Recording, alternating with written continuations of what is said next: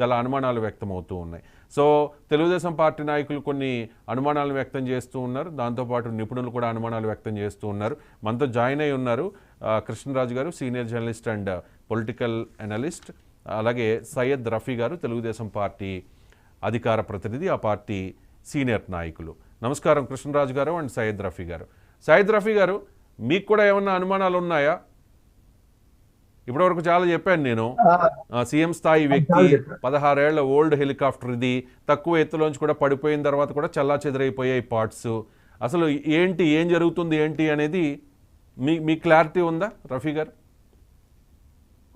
నమస్కారం సార్ రవిశంకర్ గారు, మీకు అలాగే కృష్ణరాజు గారికి నమస్కారం. అలాగే 99 వ్యక్తులందరికీ కూడా నమస్కారం. నమస్కారం. మీరు చాలా విషయాలు చెప్పారు. నేను కూడా ఉదయం పత్రికల్లో చదివాను. 2 రోజుల క్రితం నేను మామూలుగా న్యూస్ లో కూడా చూశాను. అయితే ఇవాళ పత్రికల్లో వచ్చిన విషయాలు, మీరు చెప్పిన విషయాలు పోల్చి చూస్తే 2 రోజుల క్రితం ఈ విషయాలు మనకు తెలియలా.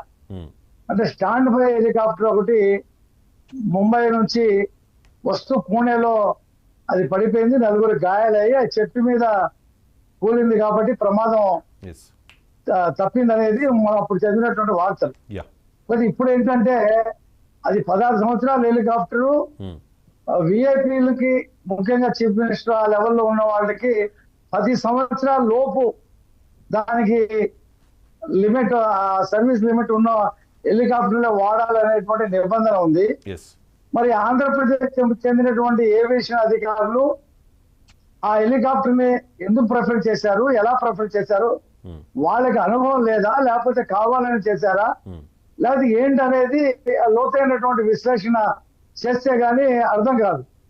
ఎందుకంటే జగన్మోహన్ రెడ్డి గారి హయాంలో ఈ ఆఫీసర్ల నియామకం అంతా కూడా ఒక పద్ధతి ప్రకారం కాకుండా తనకు నచ్చిన వాళ్ళకి పోస్టింగ్లు ఇవ్వడము. అంటే సెంట్రల్ గవర్నమెంట్, ఏవియేషన్ అంటే సెంట్రల్ గవర్నమెంట్ కదా, సో దానిలో కూడా ఇన్ఫ్లుయెన్స్ చేశారా? సెంట్రల్ గవర్నమెంట్ కాగా ఆంధ్రప్రదేశ్ గవర్నమెంట్ కింద పనిచేస్తారు వాళ్ళు. సెంట్రల్ గవర్నమెంట్ ఆంధ్రప్రదేశ్ ఇన్స్ట్రక్షన్స్, ప్రభుత్వ ఇన్స్ట్రక్షన్స్ కింద పనిచేస్తారు. ఏవియేషన్ డిపార్ట్మెంట్ సెంట్రల్ గవర్నమెంట్ లో ఉంటది. ఇప్పుడు రాజశేఖర రెడ్డి గారి మరణం కూడా ఆ హెలికాప్టర్ ఏదైతే 1 మార్చి ఇంకోటి తీసుకెళ్లారో ఆ హెలికాప్టర్ కూడా పూర్తిగా తనిఖీ కాకుండానే ఆల్టర్నేటివ్ గా పంపించారని చెప్పి అప్పట్లో వార్తలు మనం విన్నాం. మరి ఇవాళ ఇప్పుడు యాక్చువల్ గా మన మోటార్ బైక్స్ కానీ, కార్లు కానీ ఏదైనా సరే 15 సంవత్సరాలు దాని కాలం చెల్లించే అంటే కీడించి మేలించాలంటారు కదా. అంటే 2009లో జరిగిన అప్పుడు ఆ ఘటనని ఎవరు కూడా మర్చిపోలేరు. ఒక షాకింగ్ ఆంధ్రప్రదేశ్కి, మొత్తం తెలుగు రాష్ట్రాలకి. సో ఇప్పుడు చంద్రబాబు నాయుడు ఒకవేళ అలా ఈ అధికారులను, ఏవియేషన్ అధికారులు మాటలు నమ్మి ఒకవేళ దానిలో ప్రయాణించి ఉంటే ఏమయ్యేది అనే క్వశ్చన్ రైజ్ అవుతోంది ఇప్పుడు. దానికే వస్తున్నా.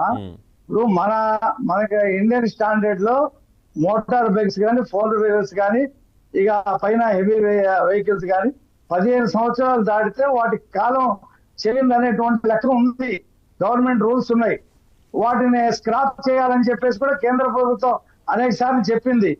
అయితే ఇప్పటికి కూడా ఆ నిబంధనలు పూర్తిగా అమలు జరగట్లా. అది హెలికాప్టర్ల వరకు దాదాపు 10 సంవత్సరాలే ఉంటుంది. ఎందుకు వాడిని వాడుతున్నారని తెలియదు.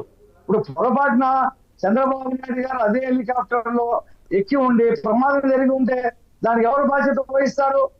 ఆ అధికారులు ఆ రోజు వాళ్ళని ఏం చేయగలం? కాబట్టి కీడుంచి మేలుంచినట్టు ఒక పెద్ద ప్రమాదమే ముఖ్యమంత్రికి తప్పింది. ఇవాళకైనా సరే ఆంధ్రప్రదేశ్ ఆ చీఫ్ సెక్రటరీ, ఇతర అధికారులు ముఖ్యమంత్రి భద్రత మీద, ముఖ్యమంత్రికి రక్షణ మీద, ఆయన వాడే వాహనాల మీద, హెలికాప్టర్ల మీద తగిన జాగ్రత్తలు తీసుకోవాల్సి ఉంటుంది. రెండోది ఏంటంటే 16 సంవత్సరాల హెలికాప్టర్ని అసలు ఎలా అనుమతించారు? 15 సంవత్సరాలకి 4 వీలరే స్క్రాప్ చేయాలంటున్నారు. ఈ దేశాల్లో అయితే, ఇప్పుడు సింగపూర్, ఇతర దేశాల్లో అయితే 10 సంవత్సరాలకి అక్కడ 4 వీలర్స్ స్క్రాప్ చేసేస్తారు. ఇంకా అమ్మటం అనేది ఉండదు. కాబట్టి ఇండియాలో ఈ రకమైనటువంటి పద్ధతులు ఉండటం వల్ల ఇవాళ చంద్రబాబు నాయుడు గారికి జరగబోయేది, లేకపోతే వేరే వాళ్ళు ఎక్కే వాళ్ళు ఎవరైనా ప్రాణాలే కదండి. రైట్. ఇప్పుడు చంద్రబాబు నాయుడు గారి దృష్టి అంతా నా వెహికల్ ఎలా ఉంది, అది సెక్యూర్డా కాదా, నా హెలికాప్టర్ ఎలా ఉంది, అది సెక్యూర్డా కాదా, నా పక్కన ఉన్న గన్మెన్స్ అందరూ లాయలిస్టులేనా, అంటే అంటే ఇవన్నీ ఆలోచించరు కదా. ఏదైనా ప్రమాదం జరిగే అవకాశం ఉందా అని చెప్పి ఆలోచించరు. ఆ అవసరం ఆయనకి లేదు, అంత టైం కూడా ఆయనకు ఉండదు. అది చూసుకోవాల్సిన బాధ్యత సెక్యూరిటీ ఆయన ఆలోచించవలసిన అవసరం కూడా లేదు. అవసరం లేదు, ఎందుకంటే నమ్మకం అధికారులు ఉంటుంది. చూసుకోవాలా, సెక్యూరిటీ అధికారులు, ఏవియేషన్ అధికారులు చూసుకోవాలా. ఎప్పుడు అదే నా పాయింట్ ఏంటంటే చంద్రబాబు నాయుడు గారు అలా కాదండి. కనిపిస్తుంది. రైట్, చంద్రబాబు నాయుడు గారు ప్రతిపక్షంలో ఉన్నప్పుడే ఆయన పార్టీని బలపరచడంలో, ఈ ఎన్నికల్లో గెలవడంలో, ఆయన వ్యూహాలు వేయడంలో ఆయన టైం సరిపోయేది కాదు. ఆయన ఎక్కువ టైం వర్క్ చేస్తారు. మంచి అడ్మినిస్ట్రేటర్గా ఆయనకు పని ఉంది. ఇప్పుడు చాలా బాధ్యత ఉంది, ఆయన పని చేసుకుంటూ వెళుతూ ఉన్నారు. కానీ ఇటువంటి వాటి మీద ఆయన దృష్టి పెట్టరు కదా. ఎవరి మీద నమ్మకంతో అదంతా వదిలేస్తూ ఉంటారు. కాదు, నా పాయింట్ మీకు అర్థం కాల రఫీ గారు.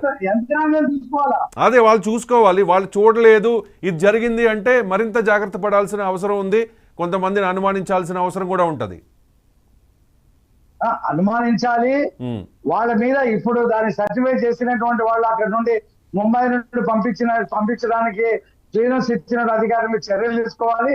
భవిష్యత్తులో ఒక పటిష్టమైనటువంటి రక్షణ వ్యవస్థ ఆయనకి రక్షణ వ్యవస్థని ఏర్పాటు చేయాలి. ఈ అసలు అవసరమైతే ఆంధ్రప్రదేశ్ ప్రభుత్వమే ఈ అద్దెలకు తీసుకోకుండా హెలికాప్టర్లు సొంతంగా హెలికాప్టర్ కొనుక్కోవడం మంచిదని చెప్పి కూడా నేను భావిస్తా ఉన్నా.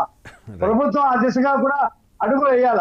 కాబట్టి ముఖ్యమంత్రి భద్రత అనేది అది ఆంధ్రప్రదేశ్ కి సంబంధించినటువంటి భద్రత. వాళ్ళ ఆంధ్రప్రదేశ్ ని పునర్నిర్మాణం చేయడంలో ఆయన కీలకమైన పాత్ర పోషిస్తున్నాడు. ఆ టైం అంతా పెడుతూ ఉన్నాడు. కాబట్టి ఆయనకి సరైనటువంటి భద్రత కల్పించవలసిన బాధ్యత అధికారుల మీద ఉంది. ఎస్ రఫీ గారు, ఇది ఇక్కడ అధికారుల నిర్లక్ష్యం అయితే స్పష్టంగా కనిపిస్తోంది. నిజంగా దానిలో ప్రయాణించి ఉంటే ఏమయ్యేదా అనేది ఒక్కసారిగా షాకింగ్ మాట ఆలోచన వచ్చినప్పుడే. కాబట్టి మరింత జాగ్రత్తగా ఉండాల్సిన అవసరం ఉంది. బాధ్యులు ఎవరైతే ఉన్నారో వాళ్ళ మీద కూడా యాక్షన్ తీసుకోవాల్సిన అవసరం కనిపిస్తోంది. ఇక్కడ ఇంట్రెస్టింగ్ పాయింట్ ఏంటంటే, కృష్ణరాజు గారు నమస్కారం. ఇప్పటి వరకు ఆంధ్రప్రదేశ్ గవర్నమెంట్కి ఒక